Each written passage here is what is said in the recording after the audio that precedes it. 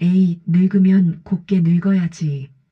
노망난 노인네가 어딜 감히 여기를 기어들어와서 막걸리나 받아라. 영상 보기 전 구독, 좋아요, 알람 설정을 눌러주세요. 이것은 제 딸아이 결혼식에서 청천벽력처럼 터져나온 신랑 엄마의 고함 소리였습니다. 5천억 자산가인 내가 치매 걸린 노인이라니, 이 무슨 황당한 상황이란 말입니까? 그 순간 내 손에 들린 막걸리가 왈칵 쏟아졌고 하얀 한복을 곱게 차려입은 내 딸의 얼굴에도 분노와 수치심이 뒤섞인 복잡한 표정이 스쳐 지나갔습니다. 마치 세상이 멈춘 듯 모든 시선이 나에게 꽂히는 듯한 착각에 빠졌습니다. 난 그저 멍하니 서 있을 수밖에 없었습니다. 대체 이 결혼식에 무슨 일이 벌어지고 있는 걸까요?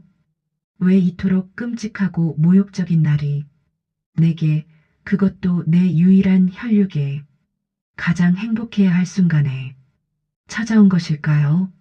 나 김복동은 한때 대한민국 경제계를 쥐락펴락하며 살아있는 전설로 불리던 인물이었습니다. 맨손으로 시작해 온갖 역경과 시련을 극복하고 굴지의 대기업을 일궈내며 5천억 원대 자산가가 되었습니다. 나의 이름 앞에는 언제나 성공 신화의 아이콘, 자수성가형 기업가라는 수식어가 따라붙었습니다. 하지만 돈이 많다고 해서 모든 것이 행복한 건 아니었습니다. 젊은 시절 오로지 사업 성공에만 몰두하느라 가족에게는 늘 소홀했고, 사랑하는 아내는 병마와 싸우다 이른 나이에 세상을 떠났습니다. 내 삶의 전부이자 유일한 혈육인 딸 김수진, 그녀에게만큼은 세상의 모든 좋은 것을 다 해주고 싶었습니다. 그래서 딸의 결혼식은 내 인생의 마지막 남은 숙제이자 그녀에게 줄 수 있는 최고의 선물이자 나의 마지막 소원과도 같았습니다.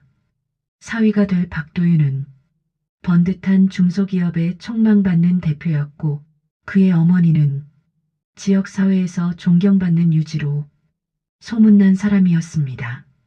모든 것이 완벽하게 진행되고 있다고 생각했습니다. 아니, 완벽하다고 굳게 믿었습니다. 하지만 오늘 이 지옥 같은 결혼식장에서 나는 생애 최대의 굴욕과 모욕감을 맛보게 된 것입니다. 내 자존심은 산산조각 났습니다. 신랑 엄마, 그러니까 미래의 사돈이 될 김 여사는 날 노인네 취급하며 대놓고 무시하고 조롱했습니다. 쯧쯧, 저러니 자식 교육이 제대로 되겠어? 어디서 주워들은 재산 좀 있다고 목에 힘이나 주고. 에휴, 우리 도윤이가 보살이지, 보살이야. 저런 집안에 장가들어서 고생길이 훤하네. 웅성거리는 하객들 사이로 김 여사의 비아냥거리는 비수 같은 목소리가 너무나도 선명하게 들려왔습니다. 마치 확성기를 댄 듯 모든 사람들의 귀에 박히는 듯 했습니다. 내 딸 수지는 얼굴이 백지장처럼 사색이 되어 날 바라보고 있었습니다. 그녀의 눈빛에는 미안함, 당황스러움, 그리고 깊은 상처가 고스란히 담겨 있었습니다. 나는 억지로라도 평온한 미소를 지어 보였지만 내 안에서는 활화산처럼 걷잡을 수 없는 분노가 끓어오르고 있었습니다. 치매, 노인네, 감히 나 김복동을, 이 시대의 거목을 모욕하다니. 이 모욕은 결코 용서받을 수 없는 것이었습니다. 내 인생에서 단 한 번도 경험해보지 못한 치욕이었습니다. 결혼식은 김 여사의 소란으로 완전히 엉망이 되었습니다. 아름다웠던 예식장은 한순간에 아수라장으로 변했고, 축복으로 가득해야 할 분위기는 싸늘한 침묵과 수군거림으로 채워졌습니다. 수지는 결국 울음을 터뜨리며 예식장을 뛰쳐나갔고 사위가 될 박도윤은 어쩔 줄 몰라 하며 김 여사에게 애원했습니다. 엄마, 제발 그만해요. 아버님께 이게 무슨 짓이에요? 오늘이 어떤 날인데 이러시는 거예요. 하지만 김 여사는 아랑곳하지 않았습니다. 오히려 더 큰 소리로 자신의 주장을 펼쳤습니다. 내가 뭘, 저런 치매 노인 때문에 우리 아들 인생 망칠 뻔했잖아. 내가 다 알고 있어. 저 영감이 사실은 알거지라고. 재산 다 날리고 치매 걸려서 딸 등쳐먹으려는 거라고. 우리 도윤이가 저런 여자랑 결혼하면 평생 고생할 게 뻔해. 대체 무슨 근거로, 어떤 이유로 이런 터무니없는 허위 사실을 유포하고 나를 모함하는 것일까요? 나는 이를 악물었습니다. 오늘 당한 모욕과 수모는 반드시 10배, 100배로 되갚아주리라. 내 이름 석자를 걸고 반드시 김 여사와 그 아들을 무릎 꿇게 하리라. 그들이 겪을 고통은 오늘 내가 받은 상처의 1000배가 될 것입니다. 나는 복수를 다짐했습니다. 피할 수 없는 철저한 복수를. 결혼식 파토 이후 수지는 극심한 충격으로 실어증에 걸렸습니다. 말없이 창밖만 바라보는 딸의 모습은 내 가슴을 찢어지게 했습니다. 박도윤은 죄책감에 시달리며 매일같이 수진을 찾아와 용서를 빌고 그녀의 곁을 지켰지만 김 여사는 여전히 오만불손하고 아나무인이었습니다. 것 봐라, 내가 뭐라고 했어? 저런 집구석이랑 엮이지 말라고 했지? 어디서 듣보잡 집안이랑 혼사를 맺으려고 우리 아들 인생 망칠 뻔했잖아. 그나마 내가 미리 알아채서 다행이지. 그녀의 뻔뻔함은 도를 넘었고 나는 김 여사의 비난을 들으면서 복수를 더욱 굳게 다짐했습니다. 5천억 자산가인 내가 당한 모욕을, 그것도 내 딸이 가장 소중한 결혼식에서 당한 모욕을 그대로 되갚아주리라.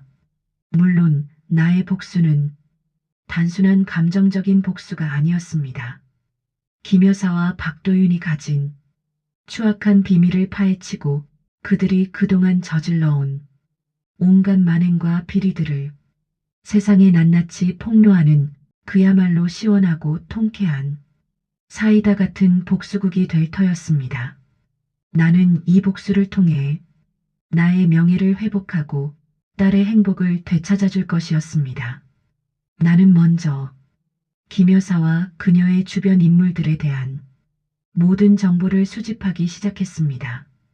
그녀는 지역사회에서 존경받는 유지라는 가면 뒤에 온갖 불법적인 사업과 비리, 그리고 도덕적으로 용납할 수 없는 추악한 행동들을 일삼고 있었습니다. 특히 그녀가 운영하는 사랑요양병원에서 노인들을 상대로 악질적인 사기를 치고 그들의 재산을 가로채며 부실한 식단과 의료 서비스로 노인들을 학대까지 일삼고 있다는 충격적인 사실을 알게 되었습니다.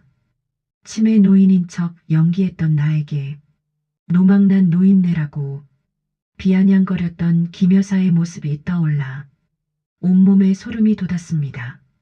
그녀야말로 진정으로 노인들을 유린하는 악마였습니다.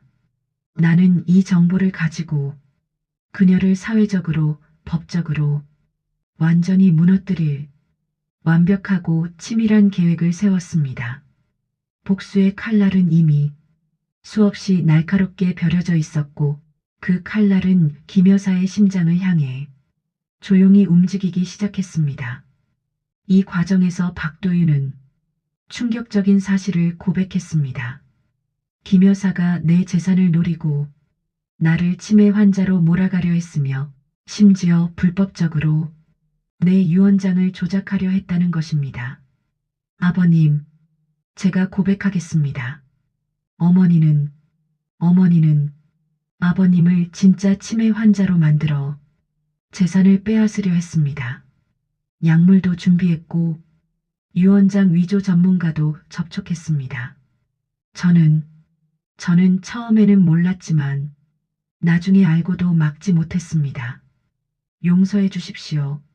나는 순간 숨이 멎는 듯 했습니다. 내 재산뿐만 아니라 내 정신까지 빼앗으려 했다니 그녀의 탐욕과 악랄함은 내 상상을 초월했습니다. 하지만 동시에 묘한 안도감도 들었습니다. 내가 치매 환자 행세를 한 것은 정말 신의 한 수였던 것입니다. 만약 내가 그들의 계획을 미리 눈치채지 못했다면 나는 정말로 그들의 소나기에 놀아났을 것입니다. 박도윤은 자신의 어머니가 벌인 일에 대해 깊이 반성하고 있었고 더 이상 어머니의 죄를 덮으려 하지 않고 나를 돕기 시작했습니다. 그는 나의 복수에 중요한 조력자가 되었습니다. 그는 김 여사가 숨겨둔 모든 비리의 증거를 제공했고 검찰 조사에도 적극 협조했습니다. 아들이 어머니를 고발하는 비극적인 상황이었지만 그것이 정의였고 그것이 내 딸 수진을 위한 유일한 길이었습니다. 충격적인 후속 보도입니다. 노인 학대 혐의로 조사받고 있는 김모 씨가 결혼 예정이던 며느리 아버지 막대한 재산을 노리고 그를 치매 환자로 조작하려 했던 정황이 포착되었습니다. 언론은 들끓었습니다. 존경받는 유지의 추락은 이미 충격적이었지만 재산을 노린 치밀한 범죄 계획까지 드러나자 사회는 경악했습니다. 5천억 자산가를 치매 환자로 만들려 했다? 결혼식장에서 막걸리 뿌리며 모욕한 것도 계획의 일부였나? 피해자는 실제로 치매가 아니었다? 온갖 추측과 의혹이 난무했습니다. 기자회견. 나는 마침내 진실을 밝힐 때가 왔다고 판단했습니다. 기자회견장에 섰습니다.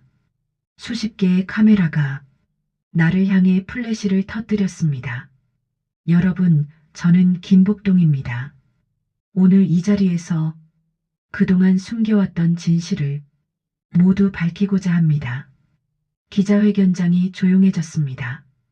저는 치매에 걸리지 않았습니다.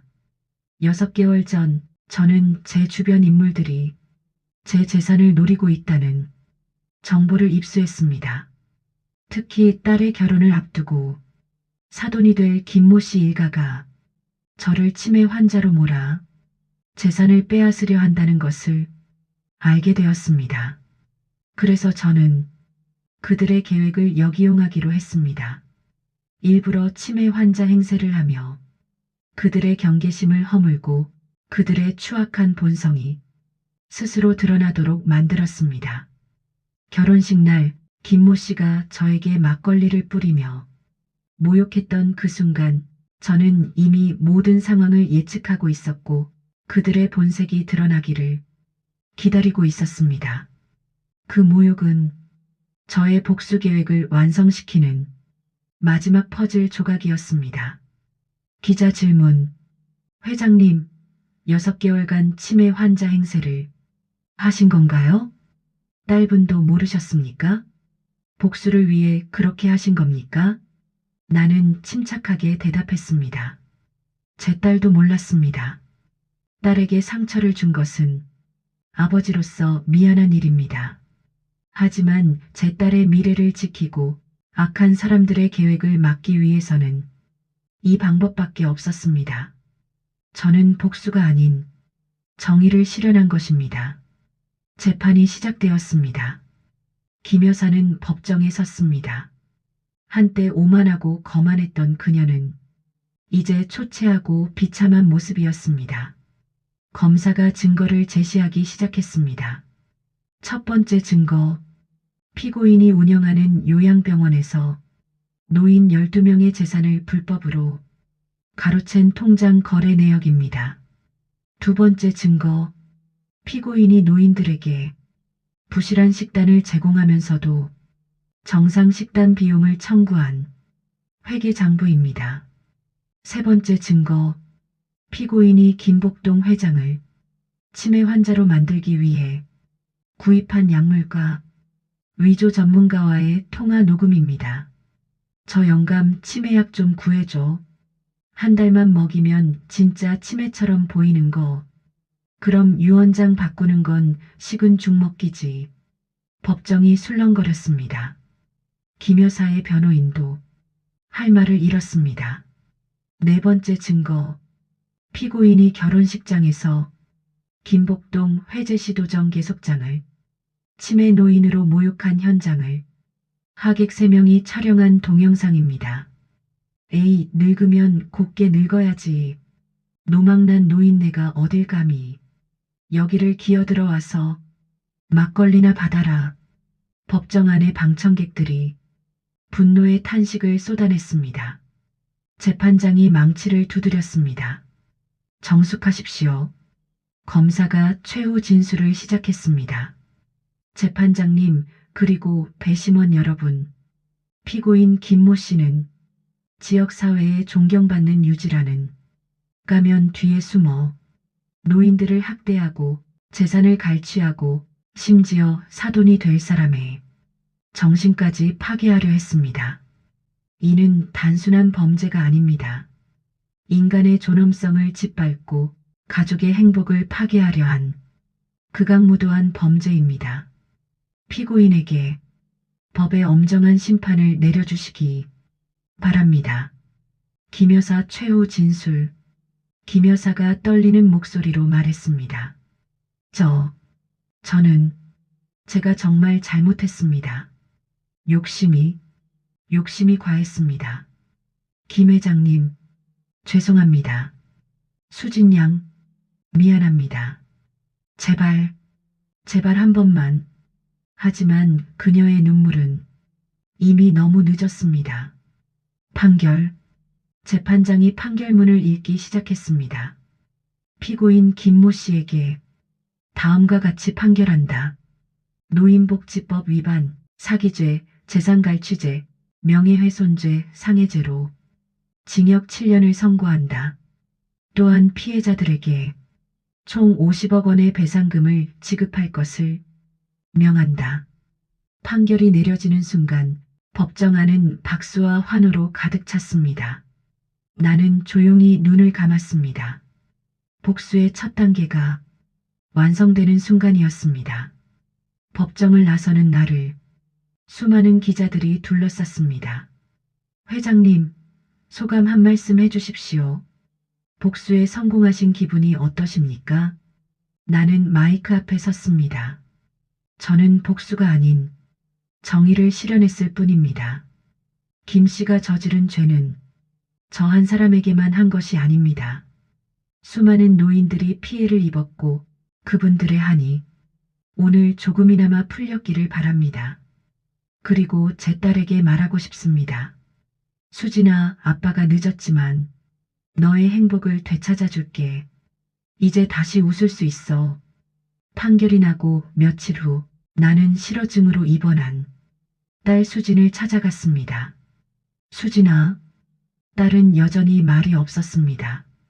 창밖만 바라보고 있었습니다. 나는 딸의 손을 잡았습니다. 아빠가 미안하다. 아빠가 너를 지키기 위해 치매 환자 행세를 했지만 그 과정에서 내가 받은 상처는 아빠가 평생 갚아도 모자랄 것 같구나. 딸의 눈에서 눈물이 흘러내렸습니다. 하지만 여전히 말은 없었습니다. 아빠는 내가 행복하길 바랐어. 내 결혼식이 인생에서 가장 아름다운 날이 되길 바랐어. 하지만 김 여사 일가가 우리 가족을 노리고 있다는 걸 알았을 때 아빠는 선택해야 했어. 내가 잠깐 아파하더라도 평생의 불행은 막아야겠다고. 나는 딸의 손을 꽉 쥐었습니다. 아빠는 5천억이 있어도 너 하나 제대로 지키지 못하는 무능한 아버지였어. 하지만 이제는 달라. 아빠가 너를 지킬 거야. 누구도 내 딸을 아프게 하지 못하게 할 거야. 그때였습니다. 딸이 떨리는 목소리로 처음으로 입을 열었습니다. 아, 빠. 나는 깜짝 놀라 딸을 바라봤습니다. 수진아, 말할 수 있어? 아빠, 미안해. 내가 박도윤을 선택해서 아빠가 이렇게까지 고생하신 거잖아. 딸이 흐느끼기 시작했습니다. 아니야, 수진아. 내 잘못이 아니야. 도윤이도 피해자야. 악한 건 그 어머니였어. 나는 딸을 꽉 안았습니다. 10개월 만에 딸과 나누는 진심 어린 대화였습니다. 아빠, 나 도윤이를 아직도 사랑해. 딸의 고백에 나는 놀랐습니다. 도윤이를 아직도? 응. 도윤이는 진짜 착한 사람이야.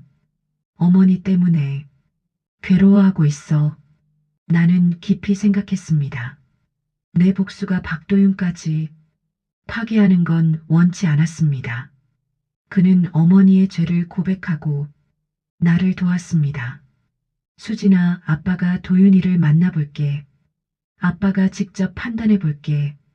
카페에서 나는 박도윤을 만났습니다. 그는 야윈 얼굴로 나를 맞이했습니다. 아버님, 오셨습니까? 함께 우리는 마주 앉았습니다. 긴 침묵이 흘렀습니다. 도윤 씨, 네 아버님, 자네는 처음부터 어머니의 계획을 알고 있었나? 박도윤은 고개를 떨궜습니다. 처음에는 몰랐습니다. 결혼식 2주 전에 알게 되었습니다. 어머니가 아버님을 치매 환자로 만들려는 약을 구입하는 걸 봤습니다. 그런데 왜 막지 않았나? 죄송합니다. 저는 겁쟁이였습니다. 어머니가 무서워서, 그리고 제 회사도 어머니의 돈으로 운영되고 있었기에 박도윤의 목소리가 떨렸습니다. 하지만 결혼식 날 어머니가 아버님께 막걸리를 뿌리고 모욕하는 걸 보고 저는 정신이 번쩍 들었습니다. 이건 아니다. 이건 범죄다. 그날부터 저는 어머니를 고발하기로 결심했습니다. 나는 박도윤의 눈을 똑바로 봤습니다. 그의 눈에는 진심이 담겨 있었습니다. 도윤 씨, 자네는 어머니를 고발함으로써 모든 것을 잃었네. 회사도 명예도 가족도. 네. 하지만 그것이 제가 치러야 할 대가라고 생각합니다. 저는 비겁했고 수진을 지키지 못했습니다. 박도윤의 눈에서 눈물이 흘러내렸습니다. 수진이는 어떻습니까? 아직도 저를 미워합니까? 나는 잠시 침묵했습니다. 수진이는 자네를 아직도 사랑한다더군. 박도윤의 눈이 커졌습니다. 말입니까? 하지만 자네가 수진이의 남편이 되려면 먼저 자네 스스로 새로운 사람이 되어야 하네. 어머니의 그림자에서 벗어나 자네만의 길을 걸어야 해. 도윤 씨, 나는 자네에게 한 번의 기회를 더 주겠네. 자네 회사가 파산 위기에 있다는 거 알고 있네. 내가 투자하겠네.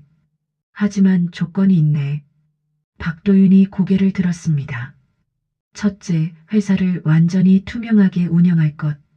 둘째, 어머니로부터 받은 불법 자금은 전부 반환할 것.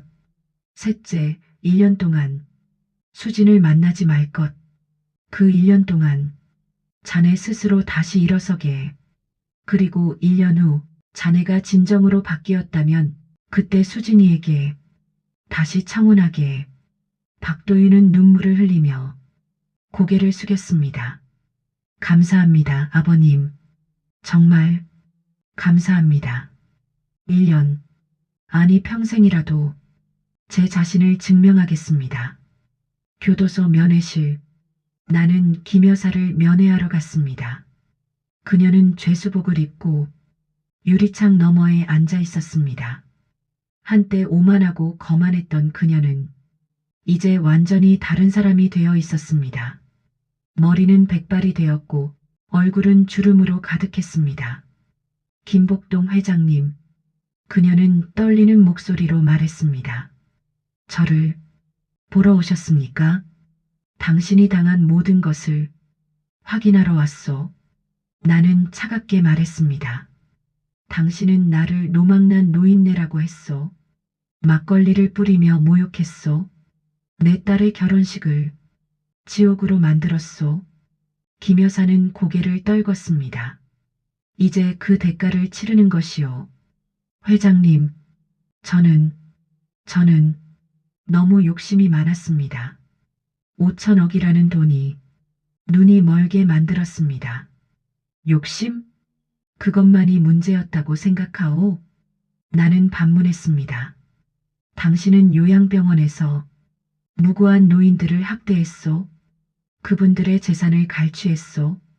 당신이 노망난 노인네라고 비웃었던 그 노인들을 말이요. 김 여사는 얼굴을 감쌌습니다. 저는 악마였습니다. 제발 용서해 주십시오. 용서? 당신은 용서받을 자격이 없소. 당신이 상처 준 사람들, 당신이 파괴한 가족들, 그들에게 용서를 구하시오. 그리고 하나 더 알려드리겠소. 당신의 모든 재산은 압류되었소. 요양병원에서 갈취한 돈은 피해자들에게 전부 반환되었소. 당신이 아들에게 증여한 부동산도 전부 환수되었소. 당신은 이제 정말로 아무것도 없는 빈털터리가 되었소. 김 여사는 경악했습니다. 그럴 수가. 제 전 재산이 다? 그렇소. 당신이 평생 모은 재산은 이제 단 한 푼도 남지 않았소. 7년 후 출소하면 당신은 정말로 길거리에 나앉게 될 것이오. 김 여사는 비명을 질렀습니다. 안 돼, 안 돼. 제 돈, 제 재산. 이제 알겠소? 진짜 노망난 사람이 누구였는지. 나는 자리에서 일어섰습니다. 안녕히 계시오. 면회실을 나서며 뒤에서 김 여사의 절규가 들렸습니다. 하지만 나는 뒤돌아보지 않았습니다. 복수는 완성되었습니다. 기자회견장.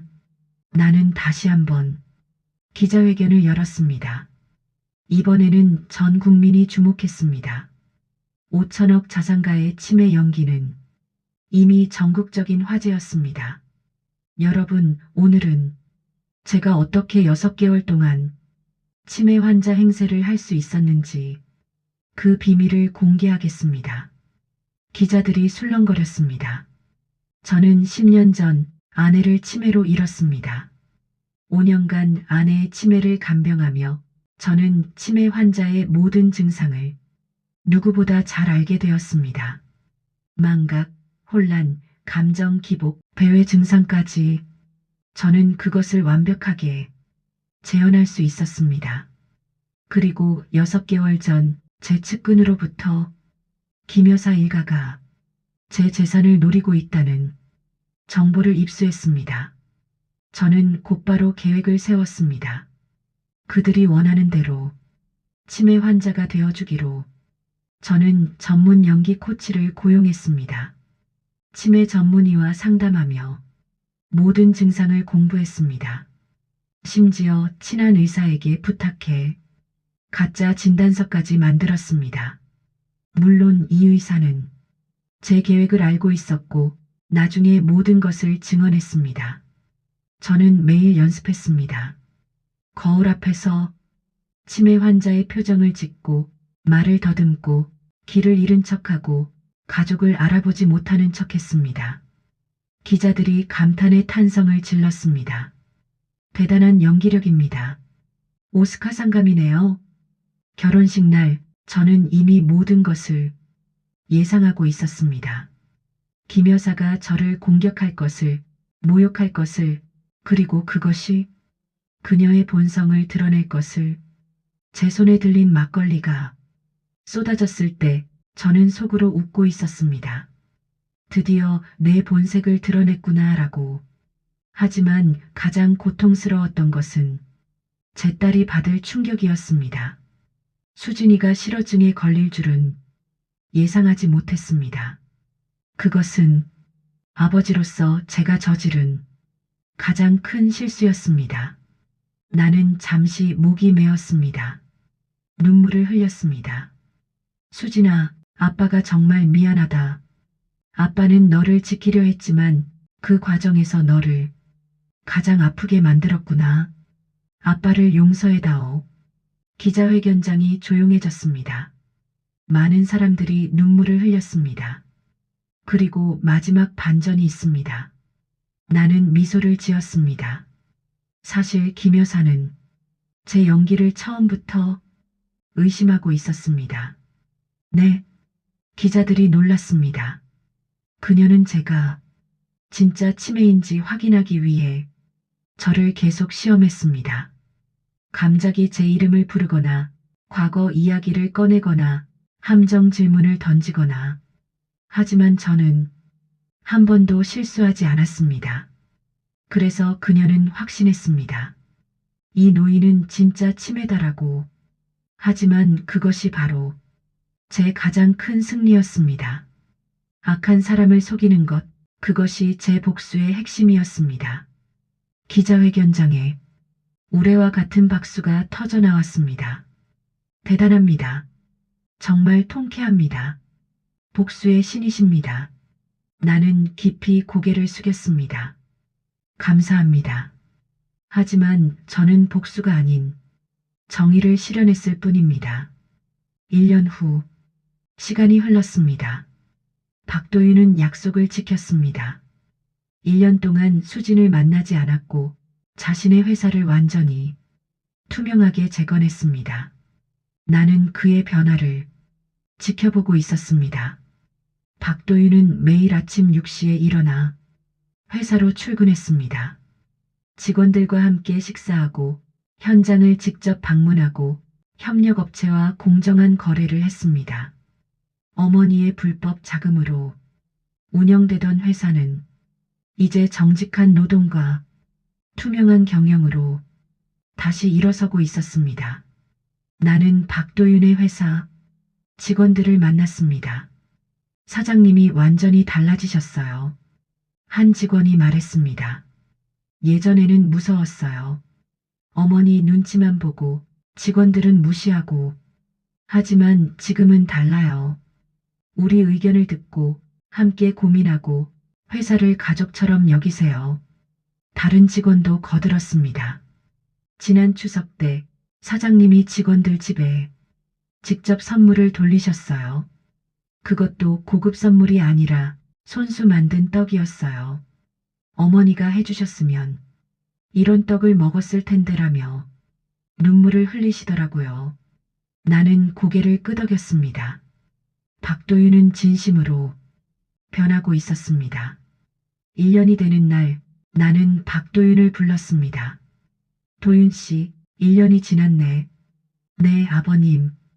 박도윤은 긴장한 표정이었습니다.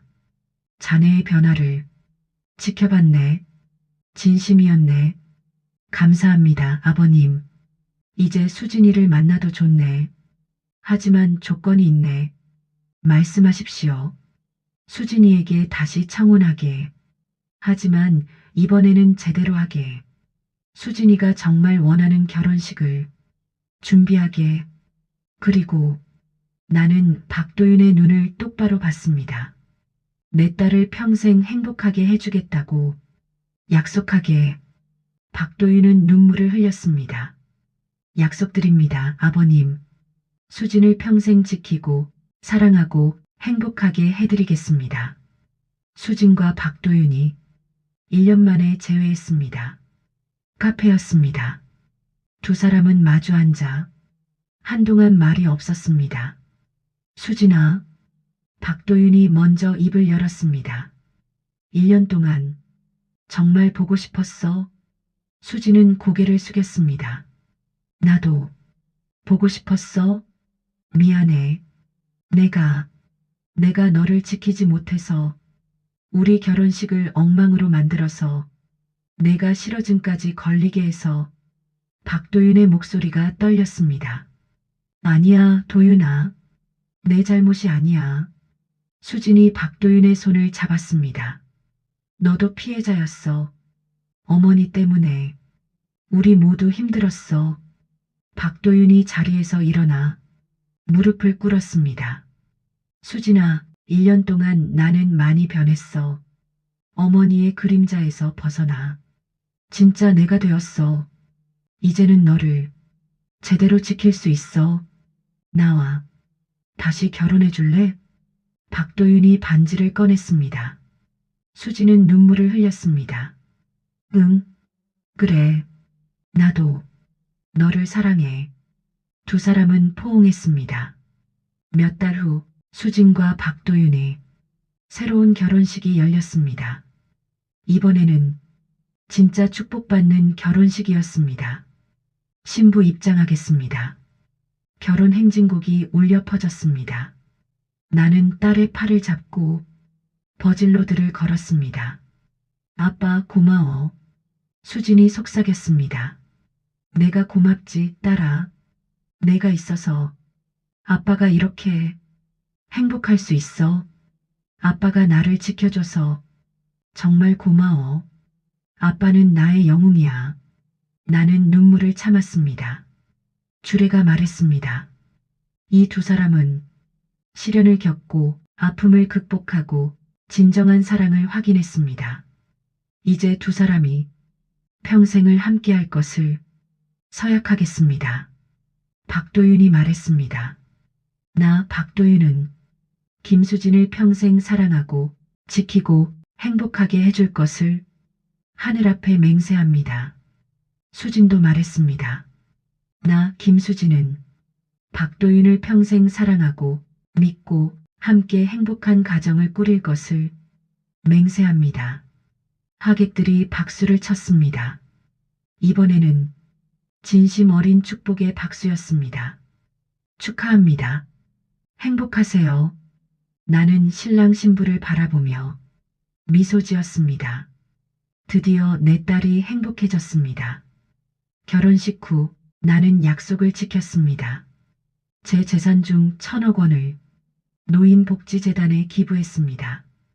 김 여사의 피해를 입은 모든 노인분들을 위해 그리고 대한민국의 모든 어르신들을 위해 이 재단을 설립합니다. 기자회견장에서 나는 선언했습니다. 저는 제 이름을 걸고 노인 학대가 없는 세상, 노인들이 존중받는 사회를 만들기 위해 노력하겠습니다. 김 여사의 요양병원에서 피해를 입었던 노인들과 가족들이 찾아왔습니다.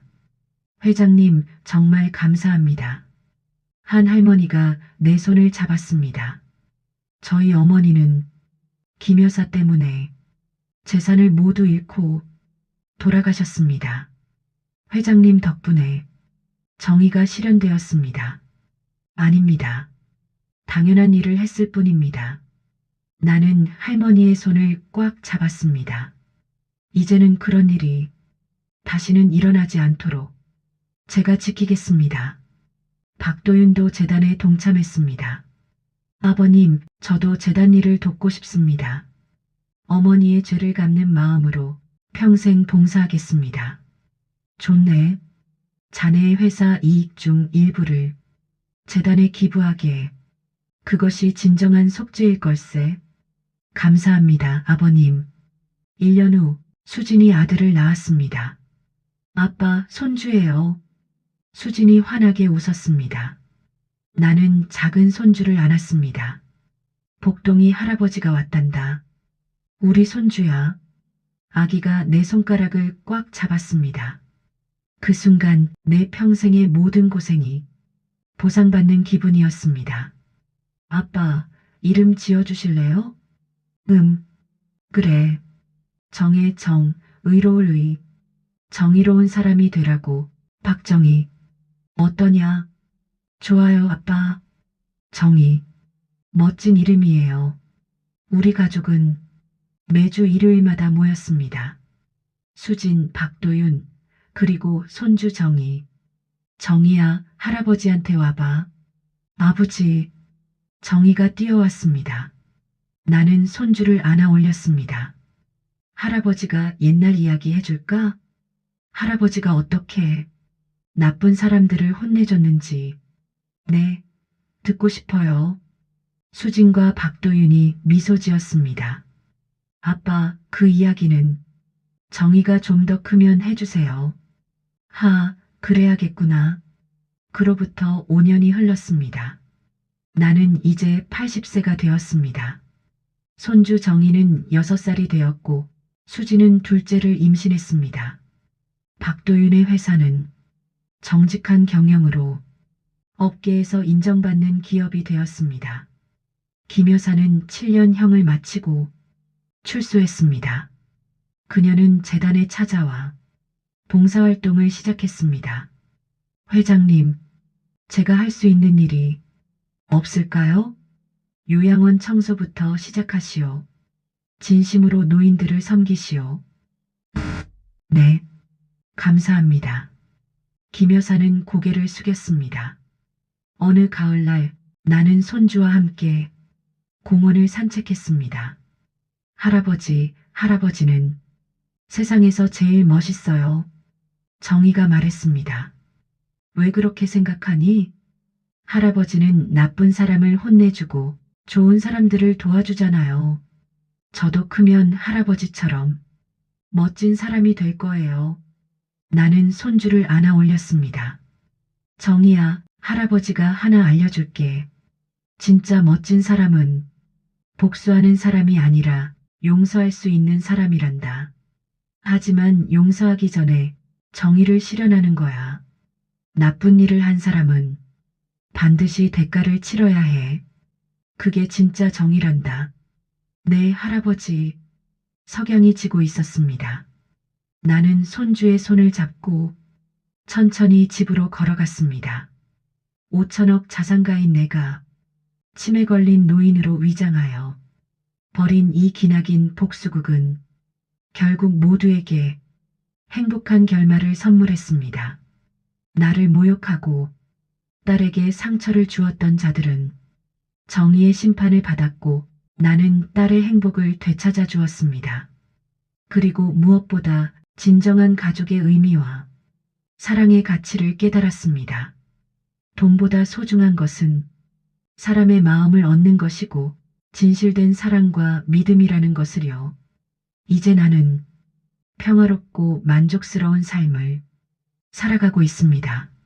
손주들의 재롱을 보며 흐뭇하게 웃을 수 있는 여유가 생겼습니다.